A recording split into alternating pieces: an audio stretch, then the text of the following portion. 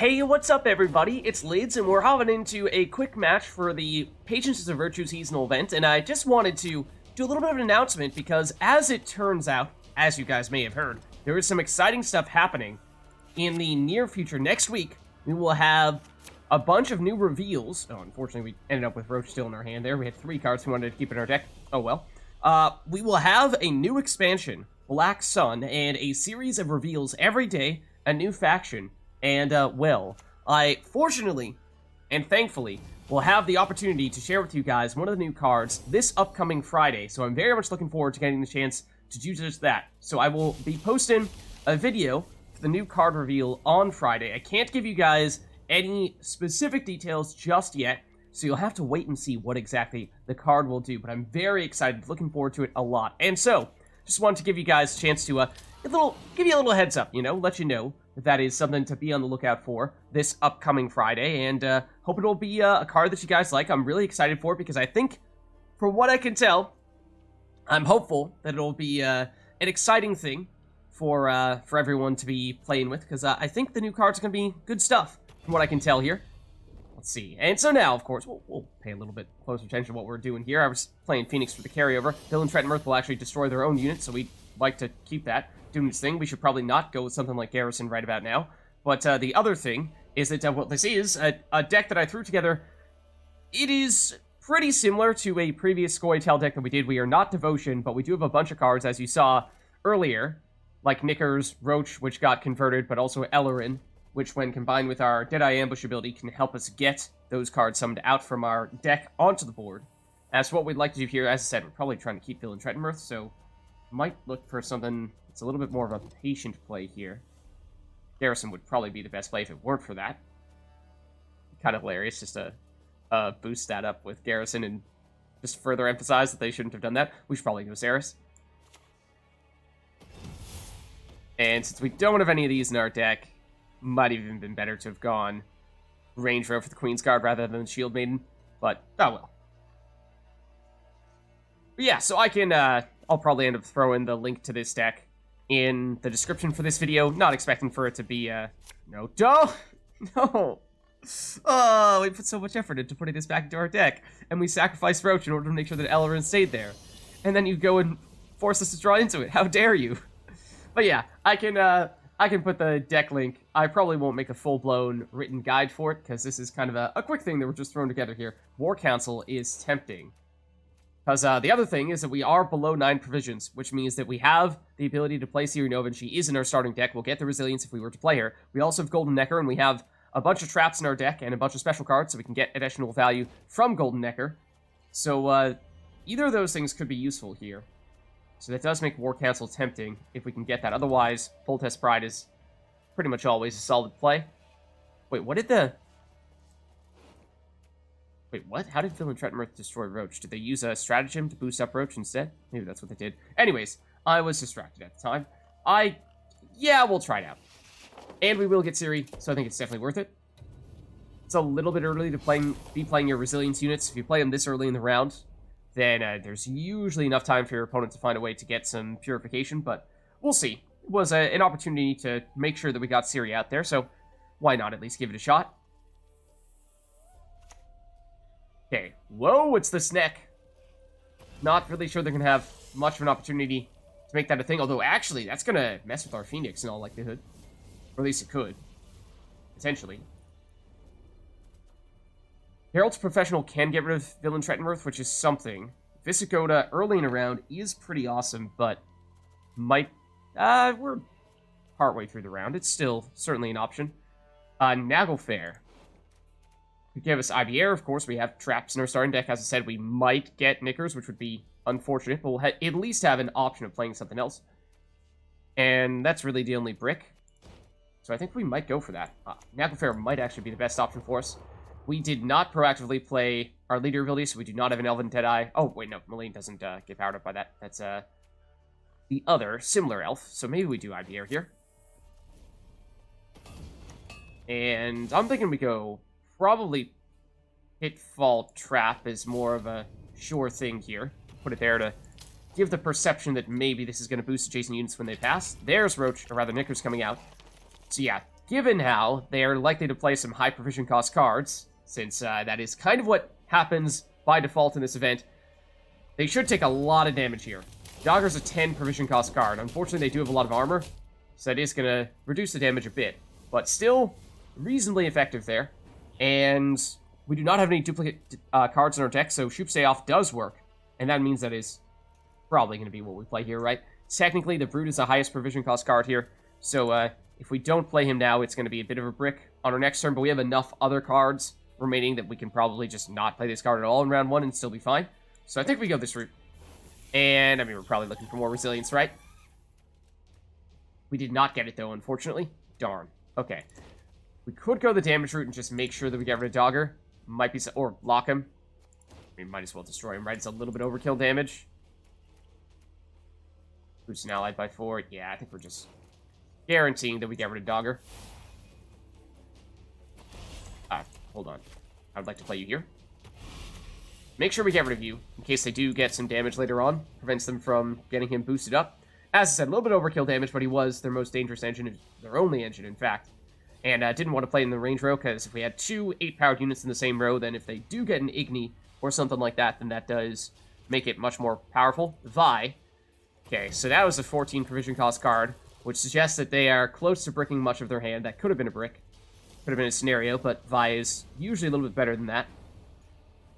Dandelion is nice, because that does mean we can play one more card. It comes at the risk of potentially drawing into the cards that we wanted to thin out of our deck, but then again, we had Roach get converted already. We had them force us into drawing Aelirenn. She got converted, so we don't really have any surefire bricks, and if we were to draw into something like Golden Necker, then we could just play that with our second card.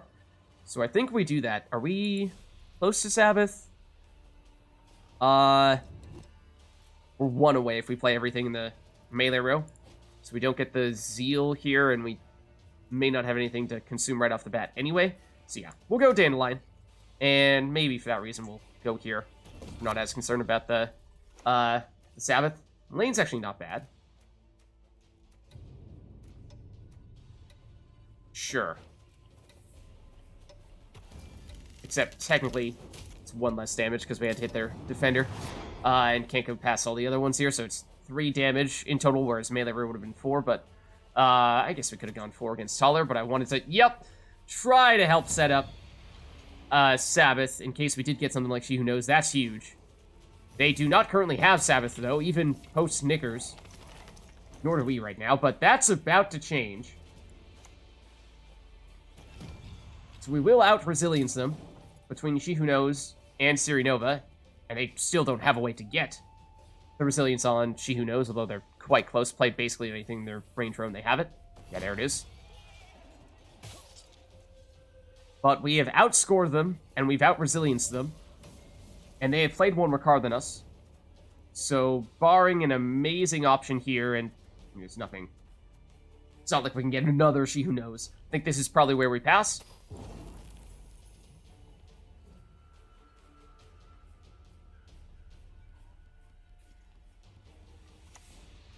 So they will have to keep on playing here to try to catch us. And that will be enough. But the thing is, just barely, they're 2 cards down, and because we have more resilience than them, we don't have to play anything in round 2, so we will have permanent card advantage.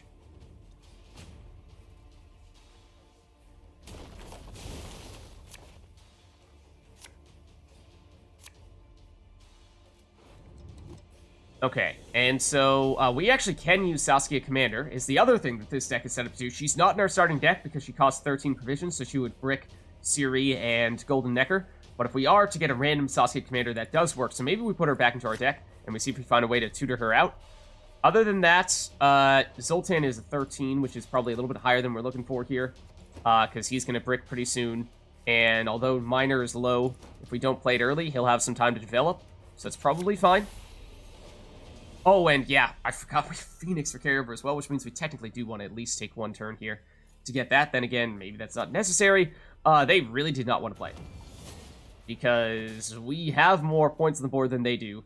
And maybe they're trying to get the resilience on She Who Knows by hitting Sabbath once again, but by that same metric, we could get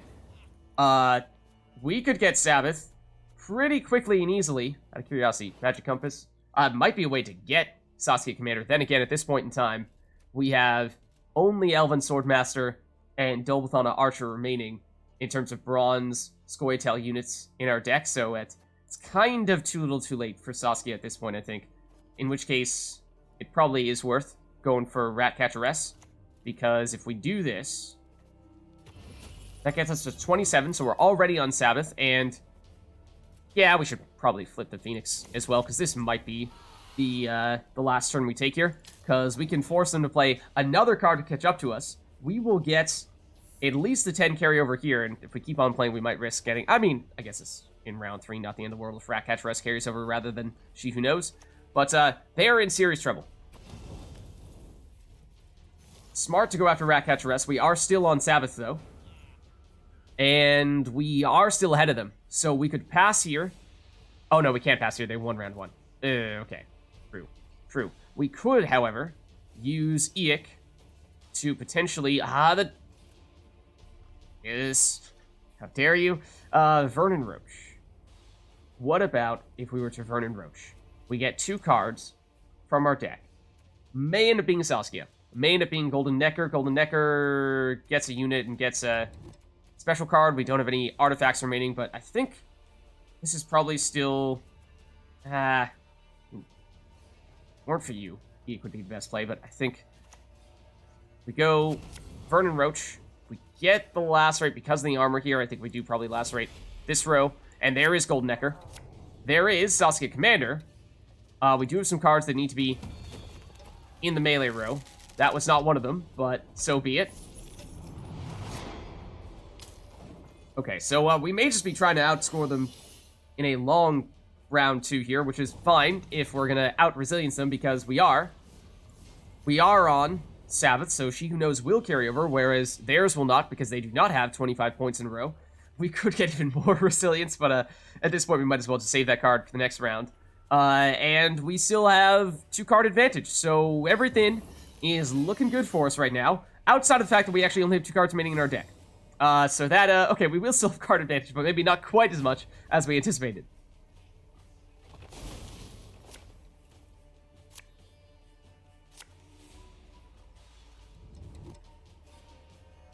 So we will have 1, 2, 3, 4, 5, 6, 7. They will have 1, 2, 3, 4, 5, 6. So we have 1 more card than them. We will have Last Say, and we have the 10 points from She Who Knows and the 4 points from this Phoenix Hatchling whenever we choose to flip that over. So we might have gone a little overboard on our thinning there, but in part because they forced us into drawing another card with Taller. We also used Golden Necker and a few tutors as well, I think.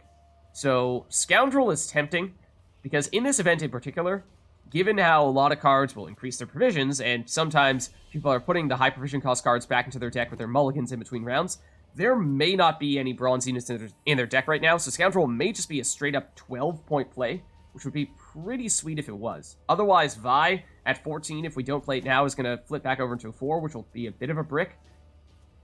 Letho, remember, doesn't switch power when we transform, so it doesn't turn into a 10-point She Who Knows, so I think it is Scoundrel.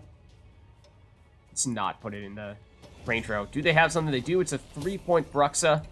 It does have Thrive. It doesn't get its deploy ability, but that's, it's still a decent play, but it's not amazing. Remember, they do still have the Sneck is eating away at our graveyard, but I don't think that's going to be a huge factor.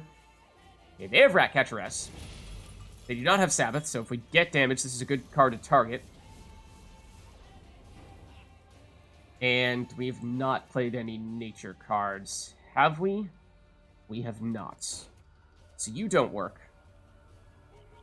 Sucrus, I mean, is an option. Don't have any other Syndicate bronze cards in our hands. Zoltan's Company, we do not have any Zoltans in our starting deck. There might be something that's worth modifying later on if, I think Zoltan Scoundrel is 8 provisions, right? So we could still fit him in and still be under the 9 provision cap for Ciri and Golden Necker, but we don't have any of them, so it's not great value.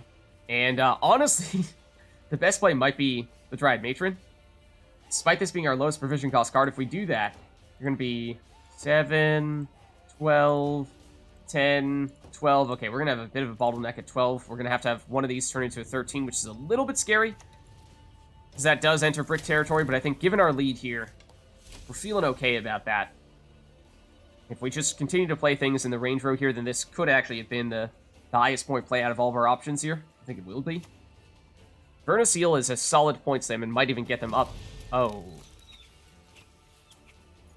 Close to Sabbath if they played in the range row. But I don't want to play it in the melee row when you do not have any Deadeyes on the board. We could, of course, create Deadeyes, but... We have Dominance. And we could do it on this row here and target the Ratcatcheress, because when they don't have Sabbath, it's going to take extra damage. So that is pretty nice. Philodendrel is also a nice card to have. We would prefer to have him with a little more hand boosting. That way you have more options with your Scoia'Tael special cards, but even at 4 provisions, it's not bad. So it's probably one of these two, but I think given how we do technically have some extra value from Aelirenn, if we target their range row, we might as well do that. Well, the other thing we can do is if, for whatever reason, we are not about to play a unit on a turn and we're still trying to get the extra value out of Dryad Matron, we can use our leader ability to spawn in an Elven Deadeye there. Okay, Bloody Mistress, another card that wants Sabbath, and it does technically boost up Ratcatcheress and Bruxa, because it's a relic for you and it's higher base power for you, so the Thrive goes. So Vilgefortz is a 13. If we don't play him, he likely bricks. And we have 2 of them, which is the bottleneck that I was referring to that was going to become a bit of a problem, especially because we played Aelirenn last turn when he was not our highest provision cost card, so not the best provision cost management that we did here. However, we can actually fix that a little bit with Vilgefortz if we, say, use him and replace our other Vilgefortz with a lower provision cost card. You know, something probably around the 9 range, so that when we're actually playing that card, it's around 10, 11, 12. So I think we probably do go this route. And is 9 the number we're looking for? It's right around there. Probably not as high as 10. 7 might be a little bit low. If they had an 8, they might, but I'm not immediately seeing one. Let's go Covenant of Steel and put this back. Once again, something for Dryad Matron to boost up. So this turned into already a 6. 6 points of value from 4 provision cost card, which is it's not amazing yet, but a few more turns worth of boost. Okay, well that's smart when we don't have anything to draw into, because we did kind of mill ourselves. It's a fair play. And now you actually have Last Say as well. Well, so if we had Vanadane on our previous turn, then this actually would have prevented them from doing what they just did to us, which would have been kind of nice. But it would convert, or give us a 4 provision cost card rather than Oberon, and a 4 provision cost card rather than Mushy Truffle. I think we're probably just playing Oberon here. I think we are. We do not have Devotion, so there's a chance that this totally bricks, but I think we'll give it a shot. It does totally brick. At least that component does. Still a 6-point body, and still if we didn't play it, then it was going to turn to a 13, where it would likely be a complete and utter 0-point bricker. Well, I mean, 4 points, more likely, with a scenario. And Dryad Matron can still boost it up here. And we have a large lead, so not too concerned about it. We have not yet flipped our Phoenix, and that's, of course, worth 4 more points, and we still have not used our leader ability, which is worth 9 more points. They have not used their leader ability either, but these are functionally the same value. Actually, theirs has a little more synergizing to be done than ours does. Theirs is worth slightly more than ours. Okay, now we have the flexibility to basically use whatever we'd like here. And you could absolutely destroy the Ratcatcheress. Yes. However, Wild Boar the Sea, when they do not have Sabbath, would absolutely, I mean, it wouldn't completely destroy Ratcatcheress, but it would hit it really hard. And in total, I think it's still worth more value, and it is an 11 provision cost card, whereas this is a 10, so if we don't play this, I mean, 12 is probably still relatively safe to play, but we'll do this. And this is what I was referring to as well, where, okay, first we have a lot of damage, but since we don't have anything in that row for the Dryad Matron to move over and boost, might as well use the leader ability charge there. And that means we're getting a little more value out of leader ability. Okay, and here is their leader ability.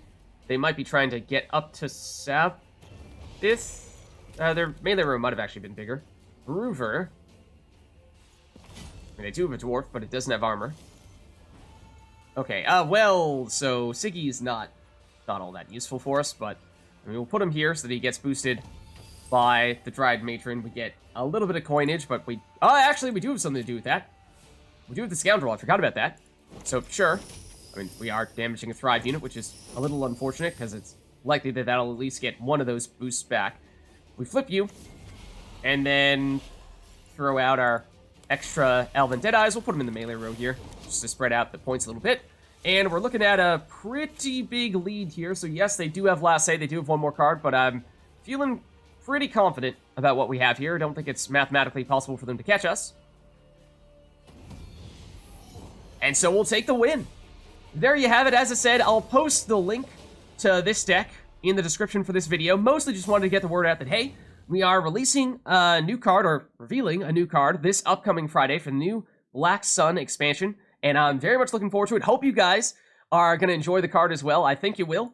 So with that being said, I'll catch you next time.